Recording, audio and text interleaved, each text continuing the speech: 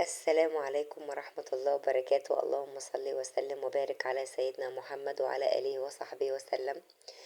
النهاردة بقى إن شاء الله هدمس معاكم الفول وعامله بطريقة إن شاء الله يعني زي المحلات بالظبط. هعمل معاكم الفول المطحون اللي بيتباع في المحلات.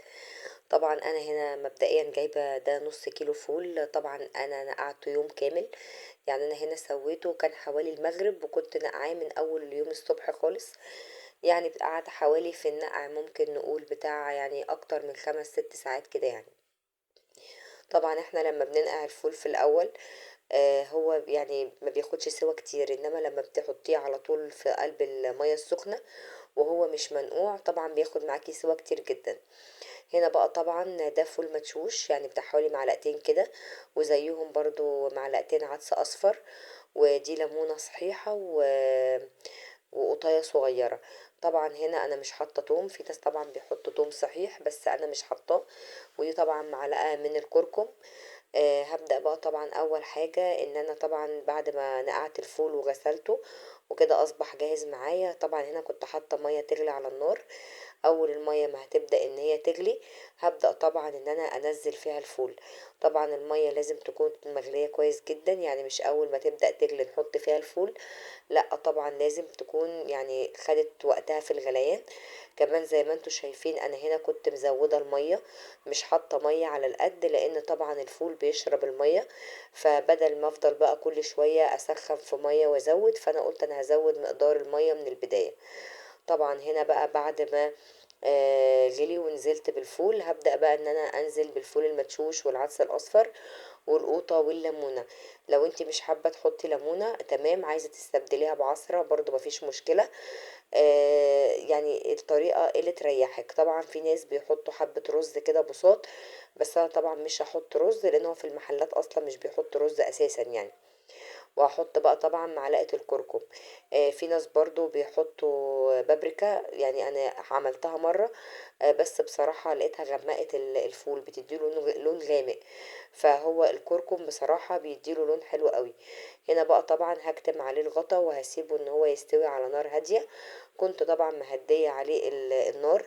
هنا بقى طبعا كان بعدها حوالي بساعة كده بدأت ان انا اعري عليه زي ما انتوا شايفين كده كان بدأ يدخل في السوا. يعني احنا بقى بعد نقع الفول هو بالظبط يعني خد بتاع ساعتين، ويمكن يعني اقل حاجات بسيطة، ما قعدش وقت كبير. بدأت طبعا ان أنا اغطيه تاني، وهنا بقى طبعا كان خلاص بقى استوى. طبعا الليمونة بعد كده هطلعها ارميها. طبعا الليمون ما تخافيش منه، مش هيمرر معاكي ولا اي حاجة بالعكس خالص. بس طبعا بعد ما بيستوي بنشيل بقى الليمونة منه. نيجي بقى للخطوة المهمة اللي بعد كده. طبعا عايزة تاكلي الفول زي ما هو كده براحتك، هتحوجيه وتاكليه. حابة بقى ان انتي تعمليه مطحون في الخلاط، هوريكي بقى طبعا هنعمله ازاي.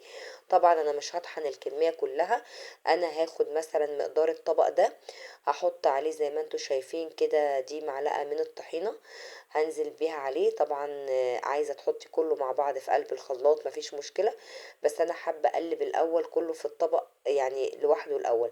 فحطيت بقى هنا ال الطحينة، وحطيت الملح وحطيت الكمون، وهحط بقى شوية زيت. وهبدأ بقى طبعا ان انا اقلب بقى الخليط ده كده كله مع بعضه. وبعد كده هحطه في قلب الخلاط او الكبة. طبعا عايزة اقول لكم شكله جميل جدا وريحته بصراحة وطعمه حلو قوي، احلى بكتير طبعا من الجاهز. وتقدري طبعا تاكليه كده من غير ما تطحنيه في الخلاط. طبعا أنا هنا طبعا يعني يعتبر الفيديو ده انا مصوراه بالليل، عشان طبعا زي ما قلت لكم انا ظروف شغلي ما بقتش اعرف اصور للاسف طبعا فيديوهات بالنهار. فده انا قلت بقى اصوره بالليل. والفول ده طبعا بعد ما هجهزه هحطه في طبق في التلاجة عادي، تاني يوم بقى الصبح يعني يعني يفطروا بقى منه عادي.